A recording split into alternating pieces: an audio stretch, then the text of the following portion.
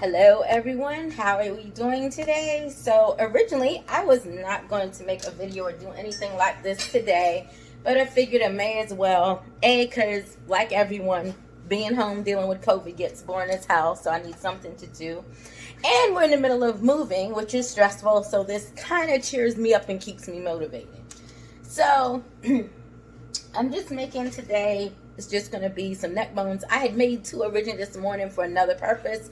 And then I was like, might as well go ahead and just cook this whole thing now. We're going to use the pressure cooker today because I have a lot of things I need to get done today. So I don't have time to really stand here. But I will show you the process of getting it ready to go in the pressure cooker. And you'll get to see the end result once it's done. So the first thing I'm going to do is just... let me move this so you can see. We're going to tilt it this way now and tilt it down a little bit so you can see. So the first thing we're going to do is we're just getting this spring onion, green onion, whatever you want to call it, ready. I don't know, the grocery store up here, they just never seem to be as crisp as they should be and as easy to cook as they should be, and to cut as they should be. And this knife's got a pretty sharp blade, so which I found out once or twice in not a good way. So we don't need a lot of it, just about that much. And you always want to A, wash your hands before you begin. B, wash your vegetables before you cut them so you don't have dirt in your food. So now we're going to move on to some leeks. I love leeks. They're like the best thing ever. And they're so pretty in your food. They just make everything look gorgeous as you're cooking. So just chop them up. Try to get them, nice and pretty, equal sizes if you can. How is everyone doing? I think a lot of us are already doing school from home for the kids, right? Should be. It's that time of year. I know some school districts haven't started yet, but yeah, we elected school from home this year because, to be quite honest, I don't believe there's a safe way of doing this right now any other way than that, but I understand some people just, really needed to send their kids back to school. So no shade, but it just wasn't the best choice for me and my family, so that's not what we're going to do right now. Alright. I like a lot of leeks in my stuff. It's like a nice, pretty item in your dishes. And I also like to break the rings up. Like I like to push through the rings after I've sliced the rings, just to give you more of it. You don't want them to cook in clumps like this. Let me make sure you can see what I'm doing there. So you just kind of want to push through those. Again, make sure your hands and your vegetables are clean. That's important.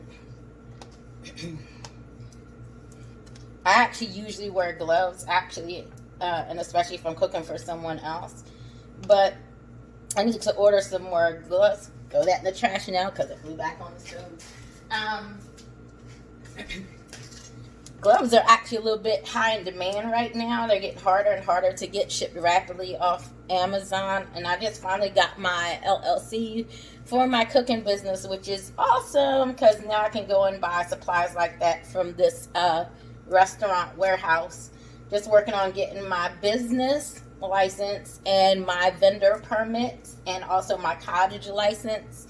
So got a lot of things left to do. Would have had those done by now, but the unexpected move kind of put a monkey wrench in me taking my exam. But hopefully within 2 weeks of being moved in, I'm going to go ahead and study some more. And go ahead and get ready for this exam and hope to pass it on the first try so that then I can move on to the other things I need to do. Now it's also a point of figuring out where I'm storing all my cooking equipment because I'm moving to a smaller place, but I'm going to figure all that out as we go along. Alright, so I like to mix my green onions and my leeks up, although they're all going in the thing, but visual is important. So I know everyone's heard about the recall of red onions and became extremely nervous about it. First, it was only a particular red onion distributor and company. Not all red onions are bad at all, or else needless to say, I wouldn't be eating them and or serving them to my family. And always remember, red onions have so many good antioxidant qualities If you're trying to keep yourself healthy and free of cancerous cells, they're wonderful for that. They're also really good for keeping away intestinal parasites, just all kinds of things like that. I think they're even good for blood pressure.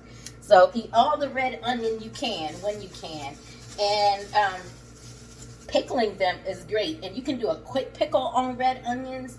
You just sit them in some salt and some sugar and some vinegar, and within like half an hour to an hour, you have the most crisp, sweet, tangy tasting onions ever that you can use on lots of things that you eat, and it's really, really good. And usually that's what I actually do with my red onions, because I love just coming out and eating a couple of those a day. But I needed these for this dish, so that's what they're getting used for. It's my last red onion too. I really need a trip to the grocery store, but I'm actually just really trying to hold off on it because I don't want to have to move a bunch of groceries on top of all the other stuff I gotta move. I might just get a couple of things. Shoot, might even be ramen until we get resituated, just because we've already got so much to move that we just don't need to do a lot more packing of anything, and I've still got some work cut out for me as far as packing goes. Now, because I only have this little smidge of pepper left, I'm not worried about making it pretty, because it's more or less just going in the pot only for flavoring. It's not going to be a main component, but pepper in your meat is really, really good. The potatoes we're going to cut up after we get all this in there. They're going to go in last. But right now, what I'm going to do is I'm going to take my meat over to the sink and rinse it off. Be right back.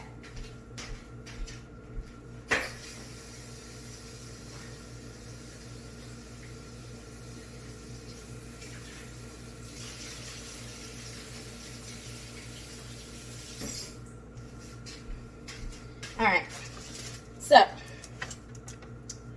I'll show you now how we're going to season the meat, and all of this is going in the pot. Again, these are neck bones.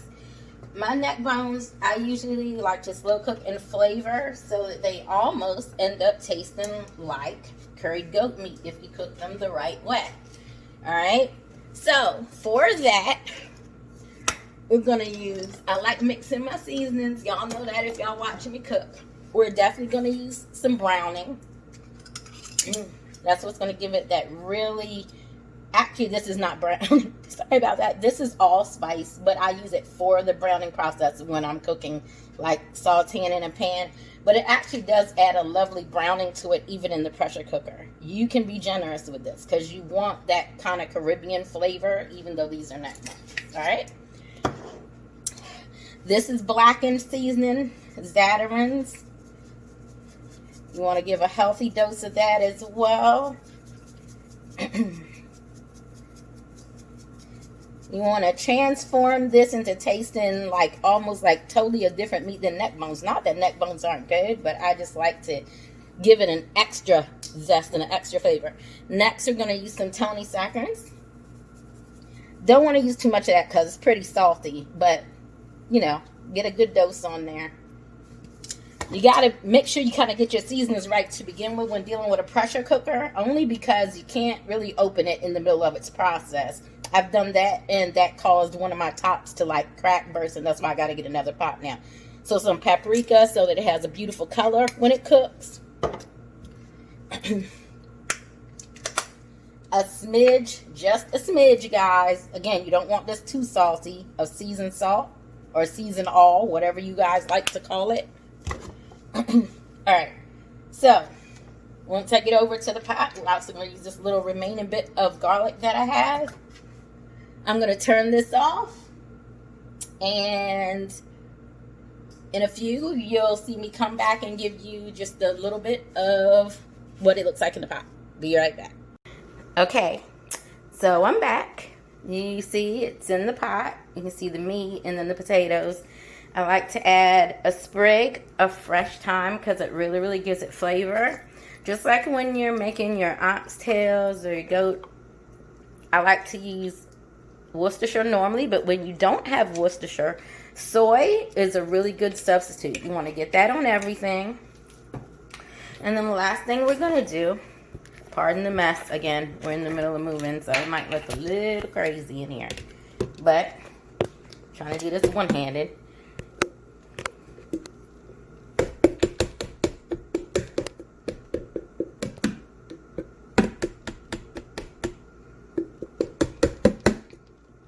Alright, so you want to get the rest of the garlic in. And so now all that's left to do is to put the top on, and we're probably going to let this cook for about an hour, hour and a half in the pressure cooker. And voila, dinner will be ready. It's just deliciously tender